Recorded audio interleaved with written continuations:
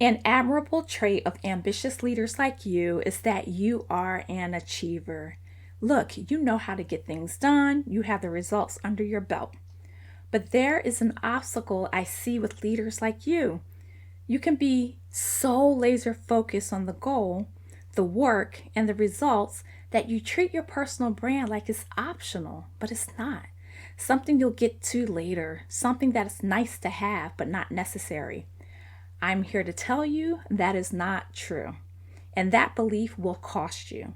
Neglecting your personal brand can actually impede your impact. When your reputation, your public presence, and message do not reflect the quality of your work, you undermine some of the very results you have worked oh so hard to achieve. It is time for your personal brand to match your outcomes, and I have some biblical ammunition to back me up on this. Listen, you don't have to believe me, but let's look at what the word says. Today we're going to Psalm 23 because tucked away inside one of the most familiar passages in the Bible is a powerful lesson about your name, your reputation, and what people should come to expect from you. I have a feeling you're about to get your next strategic move, so let's go. Do you want to fully step into your calling and live out your God-inspired vision, but lack the right people and resources to help you? Hi, I'm Nicole Pride, personal branding strategist, leadership coach, and Christian. I learned the secret to advancing big leadership goals and attracting new opportunities is through intentionally elevating your personal brand. If you're ready to step into greater impact without losing your peace, then grab a protein bar, your iPad, and let's go.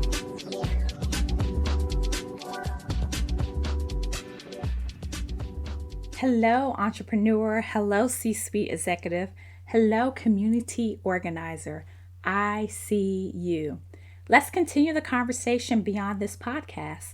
Become an ambitious leadership insider and receive my exclusive newsletter, special offers, priority access to events and services, and invitations to our quarterly prayer and planning sessions.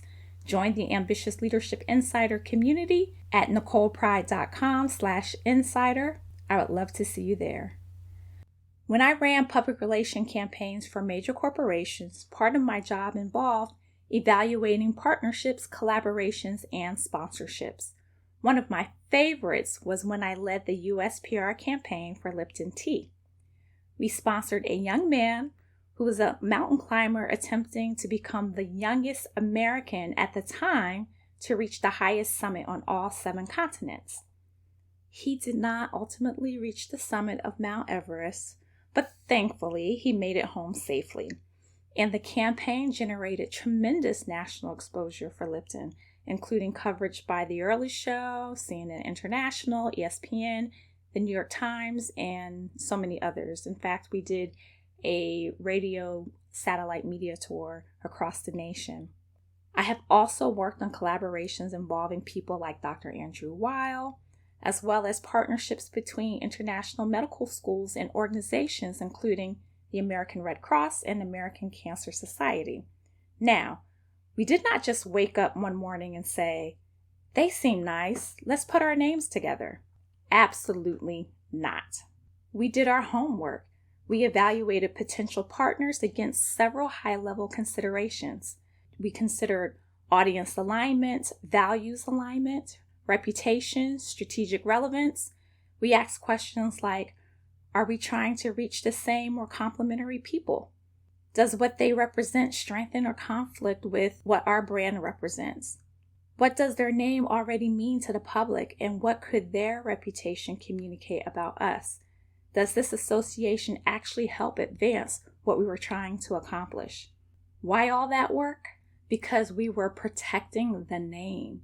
We understood that attaching your name to someone or something creates an association. There was something to gain, but there was also so much to lose. Your name means something, and apparently God cares about His name too. Now, nowhere in the Bible does God specifically talk about branding. Okay, let's be clear about that. But that is the lens I am bringing to this passage as a brand strategist. But the Bible has plenty to say about God's name, his character, and what his name stands for.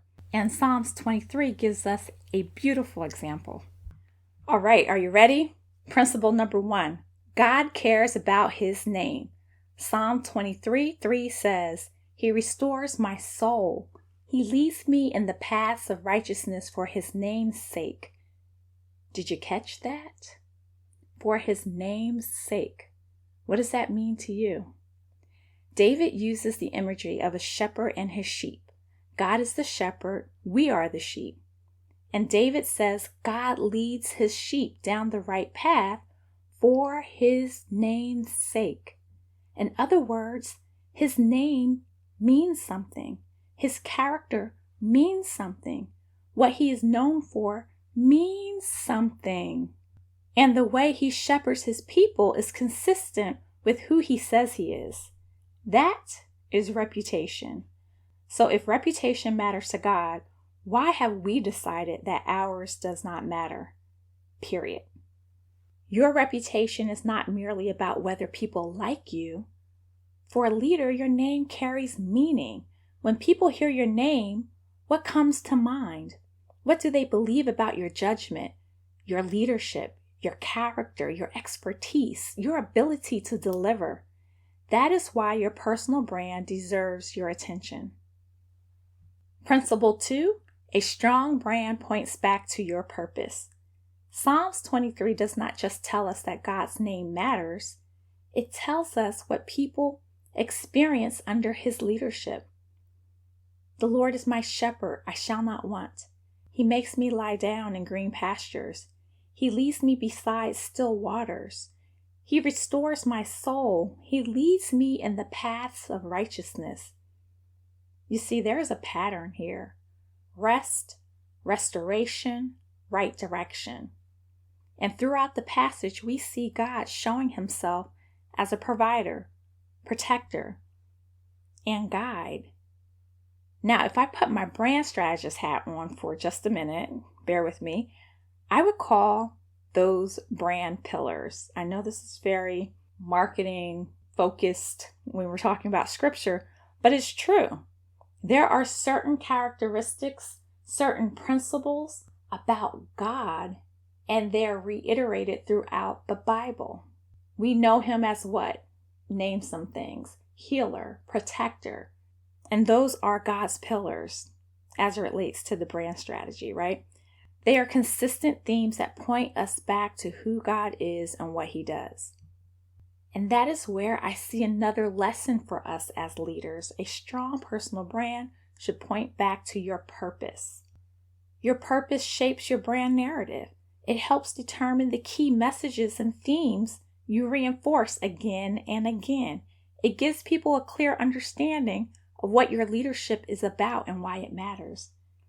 And as a reminder, your purpose is not something that you conjure up. Your purpose is given to you by God. That is very different from building a personal brand around ego and affirmation, likability, or getting people to think you are important, quote unquote. Your personal brand should help people understand the purpose behind your leadership and what they can consistently expect when they encounter it. Because at its core, leadership solves problems. You know this, you're a leader, right? You know something that can help somebody else. You have expertise that can move someone forward. You are about solving problems. Your organization has a service that meets a need. Your leadership can help people make better decisions, solve difficult problems, seize opportunities, or get back on the right path. So ask yourself, when people encounter my leadership, what can they consistently expect? What are the 2 or 3 things that keep showing up in your work because they are connected to your purpose? Those become the pillars you reinforce through your brand narrative, your thought leadership, and the way you show up. That is a much more important personal brand question than, what should I post on LinkedIn today? Principle 3, your results build your reputation. Now look at who is telling us all of this, going back to Psalms 23. It's David. Psalm 23 is David publicly proclaiming what he has experienced with God. The Lord is my shepherd. He restores my soul. He leads me. You are with me. This is his testimony. David has experienced God's goodness, provision, protection, and guidance, and now he is telling somebody else about it. Sounds familiar? That is what happens when your work consistently produces an experience worth talking about. People learn from it. They use your product. They receive your service. They experience your leadership. And if you consistently help them move from where they were to someplace better, eventually they begin telling other people what they have experienced. That is how reputation travels. You don't have to stand in every room announcing how wonderful you are. Other people begin carrying your name into rooms you have never entered. They become your brand ambassadors. That is the power of a strong reputation. Think about what your audience ultimately comes to you for. They want to get back something that they've lost. They want to gain something new that they need, or they want to protect something valuable they do not want to lose. Your expertise, leadership, products, or services help them make that movement. And when you consistently deliver those results, people remember. They talk. They recommend. Look, they become willing to publicly proclaim what your work has done in their lives, their businesses, careers, or organizations. That is not ego, my friends. That is evidence. And it starts long before somebody gives you a testimonial. It starts with consistently delivering on what your name represents. So I am here to tell you, it is time. Actually, it's overdue. It is time to develop a personal brand strategy, point blank. And no, posting selfies on your social media profiles is not a strategy. Let me just tell you that. Let's get serious about your brand narrative. Let's get serious about your thought leadership. Let's get serious about your visual brand identity. And let's get serious about your digital footprint. But most importantly, let's make sure the reputation you are intentionally building is consistent with the purpose you're called to fulfill and the results you actually deliver. There is just so much more at stake than ego. It's about gaining the recognition, respect, the reach, and opportunities that can help you advance your vision God has given you and further step into your purpose with confidence and authority. Your name already means something. The question is whether you're being intentional about what it means. Hey, ambitious leader, I hope you enjoyed today's episode. If so, would you take 30 seconds and share with another leader who you want to encourage? Also, please leave a quick review for the show on Apple Podcasts. I just get so energized to know this podcast is helping you. Okay, I'm going to take one step today to let my leadership shine. What about you? God willing, meet you back next week for another episode.